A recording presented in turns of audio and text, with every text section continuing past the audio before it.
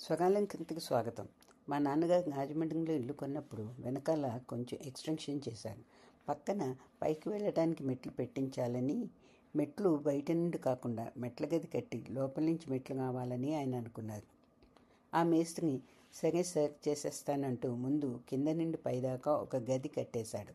తీరా చూస్తే ఆ గదిలో మెట్లు తిరగడం లేదు. మేస్త్రి కంగారు పడ్డాడు. అప్పుడు నాన్న ఒక సివిల్ ఇంజనీర్ని కన్సల్ట్ చేశారు. ఆయన జాగ్రత్తగా డిజైన్ చేసి ఆ గదిలో మెట్లు తిప్పారు. కానీ నాన్న అనుకున్నట్లుగా పైన మెట్ల గది రాలేదు. కింద మెట్ల గది వచ్చింది.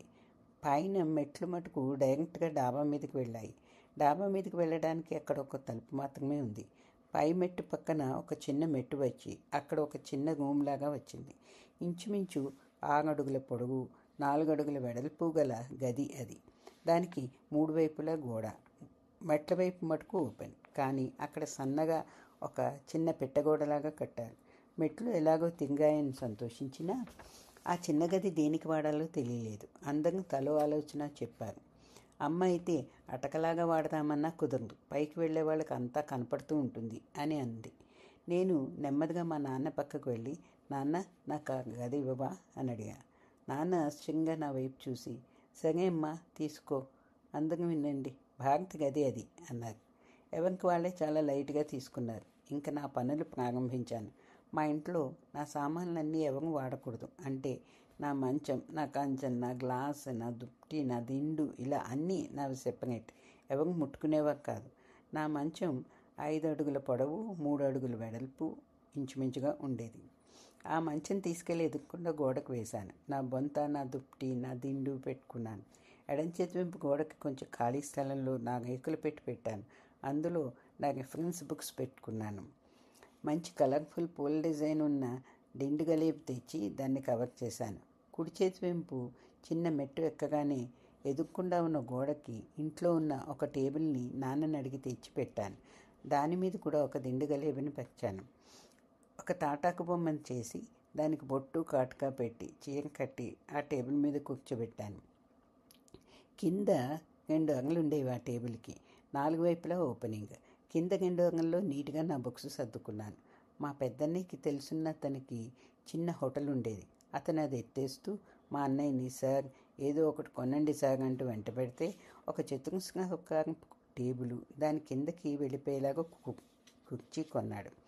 మా అన్నయ్యని అడిగి అవి తెచ్చుకుని గదిలోకి రాగానే కుడివైపు గోడకి ఆ టేబుల్, కుర్చీ వేసుకున్నాను.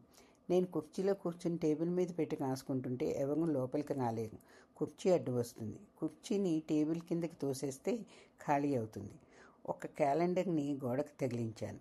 అలా అన్నీ సర్దుకుని కింద మెట్లు మొదలయ్యే చోట గోడ మీద వేటు భారతీస్ రూమ్ అని రాసుకున్నాను. పైన రూముకి ఉన్న పిట్టగోడ మీద భారతీస్ రూమ్ అని రాశాను. మా అమ్మకి ఎంత ఆశ్చర్యమో. ప్రతి వాళ్ళు మెచ్చుకునేవాళ్ళే. మా ఫ్రెండ్స్ వస్తే మంచం మీద 3, రేకుపెట్టు మీద 1, కుర్చీలో 1, పిట్టగోడ మీద 3 అలా కూర్చునేవాళ్ళం. లేకపోతే తలుపు తీసుకుని డాబా మీద చాప వేసుకుని కూర్చునేవాళ్ళం. మా నాన్న పోనీలే ఏం చేయాలా అని ఆలోచిస్తుంటే ఈ భారతి బాగానే ఉపయోగించుకుంటోంది అన్నారు. నేను మ్యూజిక్ BA చదువుతున్నప్పుడు రోజు తెల్లవారుజామున 3 గంటలకి లేచి కిందకి వెళ్ళి వెనక కటకటాలలో కూర్చుని సంగీతం ప్రాక్టీస్ చేసేదాన్ని. 6 గంటలకి మా అమ్మ లేచి ఆ కీర్తన పాడు, ఈ కీర్తన పాడు అంటూ 7 గంటల దాకా సాగదీసేది. తన పని చేసుకుంటూ వింటూ ఉండేది. 7 గంటలకి అమ్మ కలిపి ఇచ్చిన గ్లాసుడు పాలు తాగేసి నేను రెడీ అయ్యి పైకి నా రూమ్కి వెళ్ళిపోయేదాన్ని. మా ఇంట్లో చిన్న పాకెట్ ట్రాన్సిస్టర్ ఉండేది. అది నా తాటాకు బొమ్మ ముందు పెట్టి నేను నా క్లాస్ బుక్స్ తీసి నోట్స్ ప్రిపేర్ చేసుకుంటూ ఉండేదాన్ని. ట్రాన్సిస్టర్లో మెడ్రాస్ రేడియో స్టేషన్ పెట్టేదాన్ని.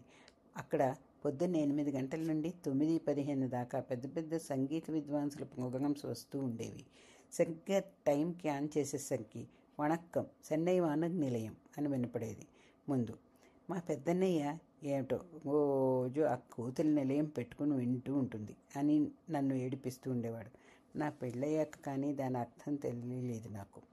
అమ్మ అయితే ఈ భారతి తలుచుకుంటే ఏమైనా చేస్తుంది అంటూ మెచ్చుకునేది.